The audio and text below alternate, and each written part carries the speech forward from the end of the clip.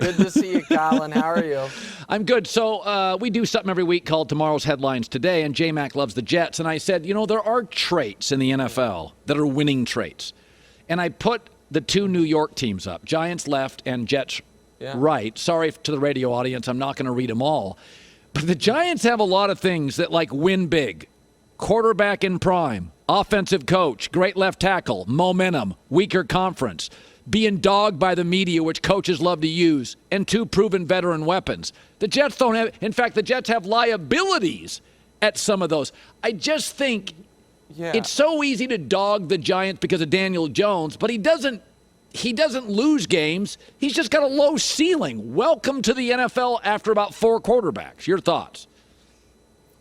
Well, listen, I am not super high on the Giants, but I tend to agree with you because you said today when you were talking about the Jets about some, flashing red lights. They have some massive red flags. And when we talk about the foundational pieces of a football team, you would think you would start with the coach and the offensive line. I think the Jets have a below-average coach, and I know they have a bad offensive line. And then people talk about the Jets' weapons.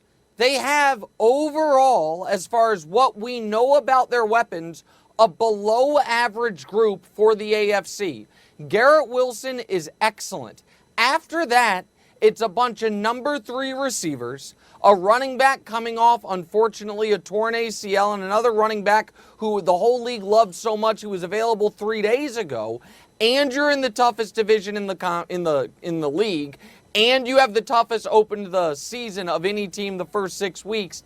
And you have a quarterback who is coming off the worst year of his career. I could see this going really poorly, and I want to throw because I do know J-Mac is a big Jets fan, and this might cause him some nightmares. Can I just throw you my favorite potential scenario, Colin? Sure. It's this, that the Jets that Aaron looks fine, but the Jets are a little disappointing, maybe 9-8. Yeah. And Woody Johnson, who once upon a time fired our friend Eric Mangini for winning 9 games with Brett Favre, Woody Johnson fires Robert Saleh. And Aaron Rodgers goes to Woody and says, I'm on the fence about coming back. Remember, last year I was 90% retired. But you know what would guarantee that I come back?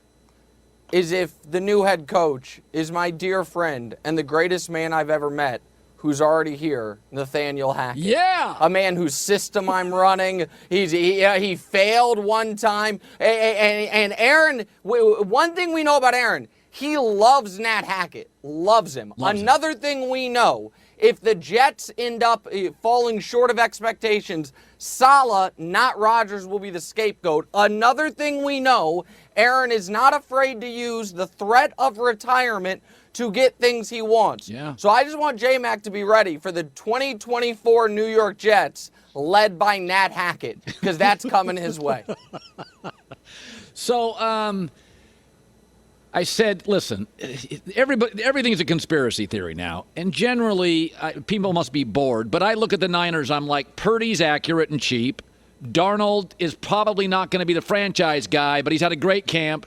And Trey Lance, it doesn't look right. It doesn't seem that complicated to me. What should they do?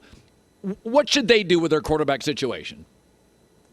Well, what they should do is maybe complicated. What's not complicated is this, and I don't think it's conspiracy theory.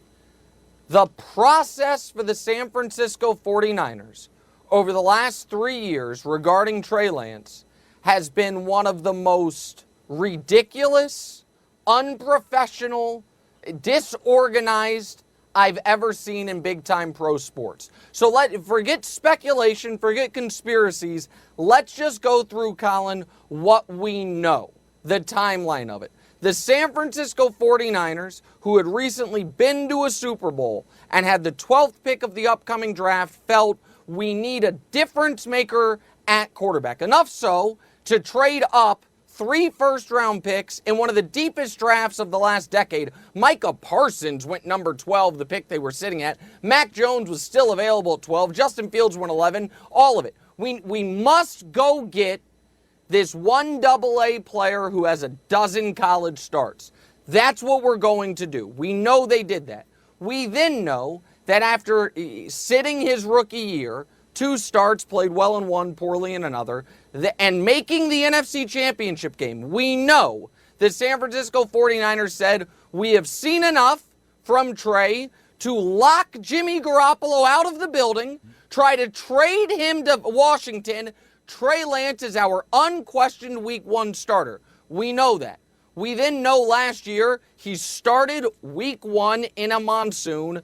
Week 2, he broke his leg 3 plays in. So he couldn't even practice the rest of the season. And then by OTAs, Colin, the guy who the last time you saw him was your unquestioned starter, he's your 3rd string quarterback. Something's messed up with that process. You had Brock Purdy and Trey Lance in camp last year. Trey was your unquestioned starter. Trey couldn't have practiced poorly last season. He had a broken leg. I'm not arguing that Trey Lance is a great player. I am simply stating the fact that, forget top 5 picks, 1st round quarterbacks taken, all of them have gotten a bigger opportunity to show if they can or can't play in the last 30 years. You got to go back to Jim Drunken Miller and Andre Ware to see a guy who got 4 starts and out. And so I think their process has been terrible. And Colin, if the Niners believe, well, we don't need a difference maker at quarterback, we can win with Mr. Irrelevant, so be it. But then who is going to pay the bill for those 3 first-round picks you traded for a position you don't need? That's the part of this that is galling to me. It's not that Trey Lance should start over Brock Purdy. It's that there has been no continuity to their decision-making at the quarterback position. So I want to throw something at you and transition to the NBA because you're good on this. And so even though I'm throwing you a curveball, it came up this week that Steph Curry was asked, are you the best point guard of all time? Which is a just unwinnable question. You can't. What are you supposed to say, right? And my takeaway is it's impossible with Magic and Curry because they're literally completely different players. Although LeBron and MJ are different, they do have some similarities where they were just athletically just felt better than the rest of the league, even than second player. They just were better. You know, like LeBron was just better than whoever the second guy was, and Michael was better than athletically Barkley or Magic. And they have some similarities. They're feisty and competitive and elite defenders. But the Magic Steph thing is virtually impossible because Magic could do more, but what Curry does well literally has changed basketball. And if I was a GM, knowing what I know and I had to pick both, I guess I'd pick Steph now and Magic 20 years ago. Who is the best point ever? Okay, so this is such a fascinating thing because it is unquestionably, both of these things are true. I believe in my heart, but they seem to be in conflict, and I want to see how they land with you. I believe with 100% certainty the greatest point guard of all time is Magic Johnson. Right. I also believe that every time I am doing one of those create the best 5-man roster possible, I pick Steph over Magic. Both are true. Listen, Magic played 12 years before HIV. 9 of those years, he was first, second, or third in MVP voting. 9 of those years, he was first team All-NBA. 9 of those years, he made an NBA Finals. He has more finals appearances than Steph, more championships than Steph, more MVPs than Steph, more finals MVPs than Steph. He has almost double the career assists as Steph, and they're playing the point guard position. He is the greatest point guard ever. Also, if I were building a team, I would pick Steph over Magic. I know. So, yes. I know those two things sound ridiculous, but that's how I feel.